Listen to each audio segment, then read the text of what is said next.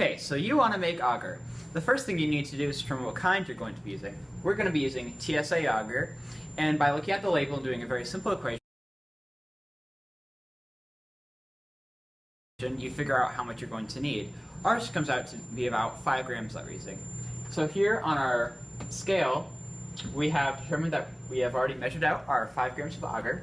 So in a clean media bottle, you want to clean this about 3 times because any contamination can be detrimental to your experiment.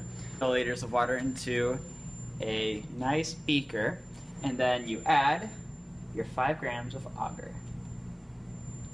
There you go. Just try to get it all in the middle and not on the sides. Don't be afraid to like scrape it out. We have sterile gloves for this reason. Exactly. Cool.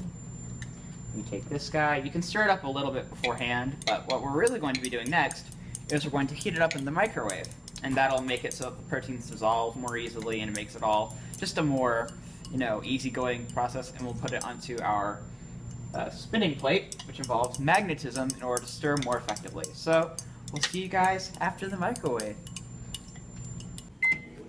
So you're going to put your agar in the microwave for about a minute, but you want to watch it. The agar needs to get to the point where it's almost boiling, but not completely boiling, because if it starts to boil, then the proteins can sort of burn to the bottom and make it just a complete mess, and you have to start all over again. Using a magnetic stirring plate, we're going to stir it as necessary until it looks clear, like you could read a newspaper through it.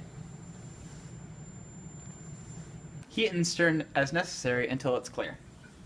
Back in the microwave, and then another watchful 30 or so seconds.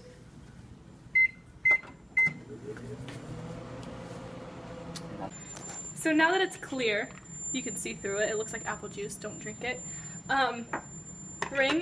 Use another magnet to take the magnet out. Just lift up lightly. They'll stick to each other, and you can just pull that out. If you could rinse that off for me. Awesome.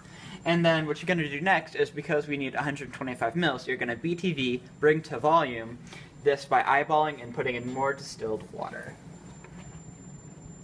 Bring it up to the line that says 125. Yep, bring it up to that line right there, just a little right further, there. And we're perfect. Nice. Give it a little swish around, and what we're going to do next is just put in our media bottle. Now, when you're doing this, you want to remember to put what kind of agar you're doing, the date, and our names. We just put TJ Science Show because, the program name.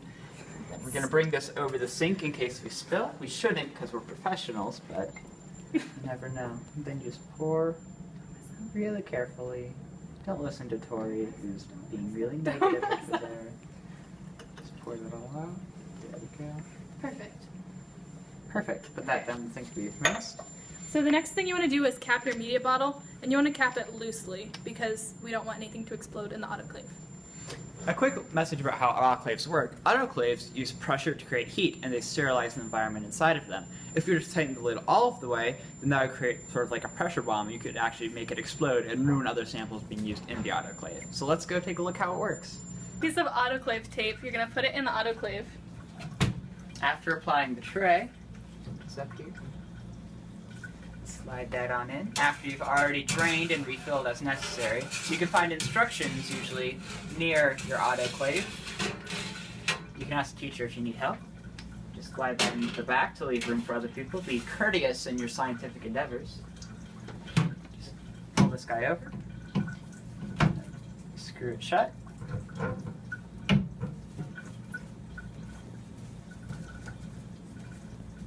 And you're good to go.